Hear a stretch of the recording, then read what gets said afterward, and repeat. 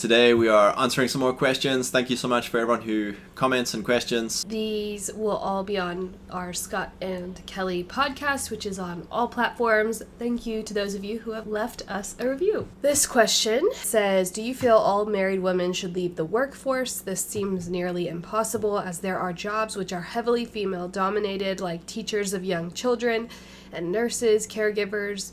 Women flourish in these positions due to their nature to nurture. So no, we do not feel all married women should come home. Or will come home. Or will come home.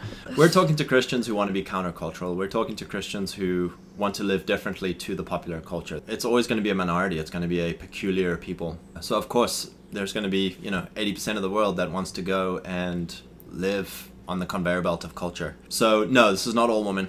Our videos are not for everybody. We think God's ways are better than the culture's ways and will serve you and your families better, but we're not naive to think that there will be a day when all women are homemakers. That would be ideal, but... Yeah, we're not in control over you, so we don't have the power to make you go and do this. That being said, there are jobs which are female dominated, like teachers of young children, nurses, and caregivers. What we see with this is teachers of young children, you're not stopping doing that if you come home and teach your own children. You're not stopping being a nurse and a caregiver if you come home to your own family. The reason we need teachers in public schools is because of the 99% of mothers who are outsourcing their children. 99% of nurses and caregivers are dealing with diseases and issues that could have been dealt with if their mothers had proper nutrition and care and instruction for hygiene and health and stress. Women flourish in these positions due to their nature to nurture. And so you have to ask the question, do they flourish in these positions? Is a woman flourishing having to look after 30 to 40 unloved children whose parents don't discipline them? And for now, 8 hours, 5 days a week. Yeah. And are you flourishing as a nurse in a pharmaceutical industry where you have all these obese, sickly people who you're just pumping full of pharmaceuticals, working 12-hour shifts or whatever you work? Are you flourishing? A lot of the stuff that we share is towards the women who does not like her job. Those who love their job and are career women, they're never going to click on our videos to begin with. This is for the woman who their current life isn't working, and so they're looking for a different way of living. I mean, we have so many amazing testimonies on our videos of women who have come out of corporate workplaces, the difference in their life and their family's life and their homes from them quitting their jobs to them becoming homemakers. There is sacrifices that do come with that. We had a little short video that someone commented on and they said, this is unrealistic in America unless you want to be in poverty. We usually get comments like that about being a homemaker is a privilege. For us, that's not the case. It's a choice. A big issue with choosing this lifestyle is knowing you're going to go without certain comforts and certain status symbols of the world. If you want a really expensive house in the fancy neighborhood and you want 2 brand new cars every year and you want to go eat out 5 times a week and you want to go and shop all the most expensive brands and you want to go and do all the expensive entertainments and you want to travel, that's going to cost you a lot of money, and you just have to understand that that is what you are choosing, that is what you are valuing, prioritizing over having a more peaceful marriage, having more time together, having more time with your family. How do I be on mission with my husband and help him and be a helpmeet to him? That is what you're choosing. So it's not a privilege, it's a choice. We go without a ton of things where if we doubled our income, we could have so much more things. We could have all the things that we want and we can go do all the things that we want to do.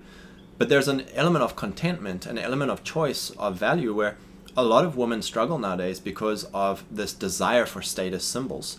The desire to be seen as a high status person out in the workforce. I've made it. And that comes with academic degrees, it comes with career titles, job position titles, the car you drive, the house you live in, the clothes you wear, the places and events that you're seen at. Those are all status markers.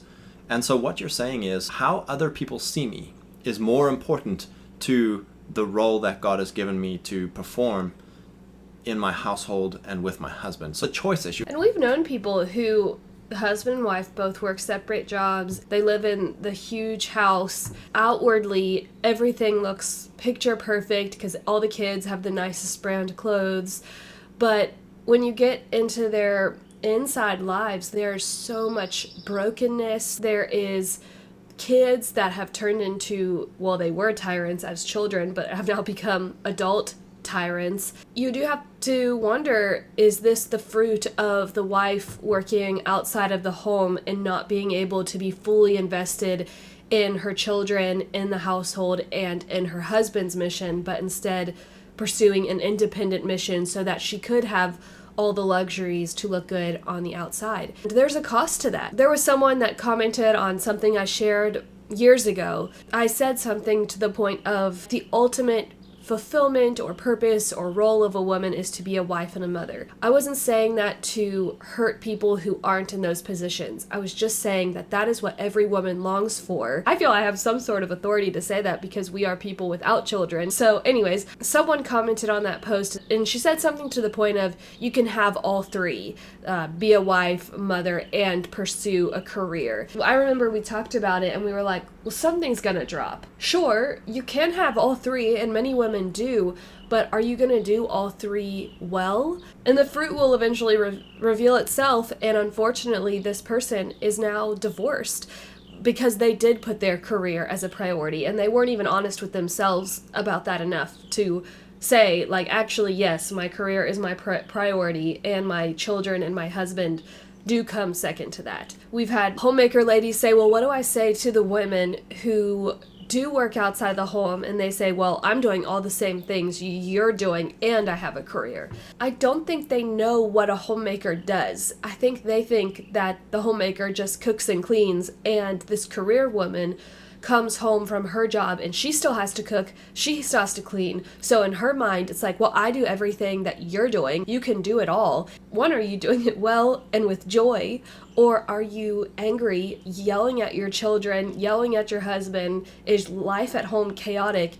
Are you joyful in doing those things? I think also just understanding the times. You only have maybe 18 years with your children to be the chief influence in their life and train them and shape them in the way that they should go. If you're spending 8 to 10 hours a day separated from them, then another 8 hours sleeping. If you're only spending 6 hours a day with them. I would say less than that because of all the... But let's be generous. Like if you're spending 6 hours a day with them, you're missing out on all of these shaping moments, all of these training moments. So many people complain of, oh, you won't believe what my daughter's doing, you won't believe what my son's doing, why is my son this way, why is my daughter this way, why are you this way, why did you let this happen? You are the one who's responsible to spend time and train your children. We've seen that as a culture where mothers outsourcing their children and thinking that they can go pursue status in a career that matters, and I am this job title and I drive this car, we're in this zip code. None of it matters if your children hate you, if your children hate themselves.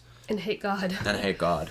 Next thing, what did you want to say? Well, I was also thinking, when we've been in South Africa, these ladies who live in very rural conditions and like just kind of go with the flow, they're very easygoing. Their fertility rates are like through the roof, like twins, and every time we go back to South Africa, these mamas are always pregnant and giving birth to more children.